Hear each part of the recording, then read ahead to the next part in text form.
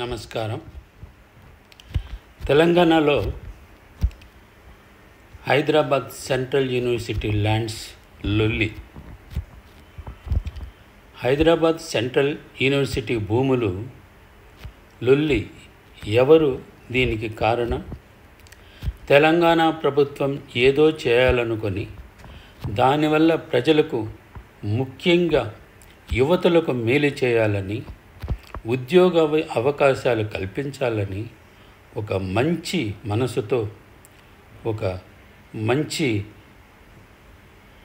బాధ్యతతో ఈ Hyderabad central university భూములను శుద్ధి చేసి 2 ఐటీ పార్కులు కట్టి ఇవ్వాలని చూస్తే, అరే ప్రతిపక్షాలు తెగలొల్లు చేస్తున్నాయి.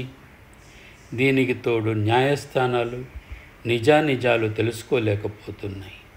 నిజానికి ఈ 400 ఎకరాలు భూములు ఒక్క సెంటు కూడా యూనివర్సిటీది కాదు, HCU యూనివర్సిటీది కాదు, అంతా ప్రభుత్వందే అని తెలంగాణ ముఖ్యమంత్రి రేవంత్ రెడ్డి చెప్పడం జరిగింది.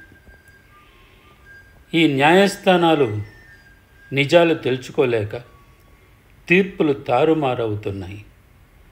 ప్రకృతి ప్రతి ఒక్కరికి కావాలి, కానీ అదే సమయంలో యువత అభివృద్ధి కూడా కావాలి కదా. హైటెక్ సిటీని స్థాపించేటప్పుడు కూడా ఇదే లొల్లి చాలామంది చేస్తుండ్రు. మరి అభివృద్ధి కాలా? ఈరోజు హైదరాబాద్ హైటెక్ సిటీ రెవెన్యూలో బతకలేదా ఈ హైదరాబాదు, ఈ తెలంగాణ? ఇలా అడ్డు పెడుతూ ఉంటే అభివృద్ధి ఎక్కడ కలుగుతుంది?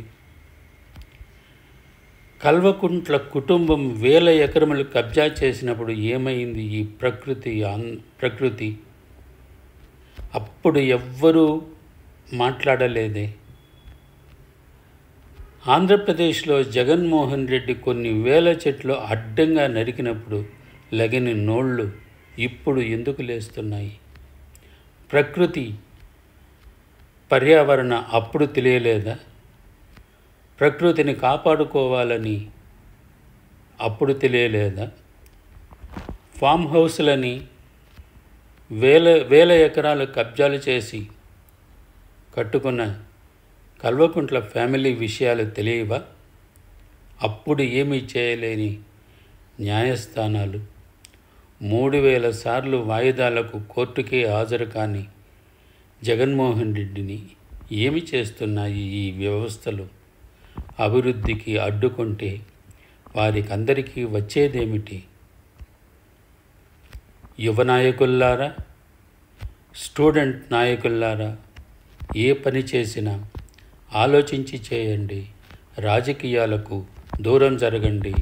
మీ ఉనికిని చాటుకోండి. ఈ వీడియోని మీరు చూసినందుకు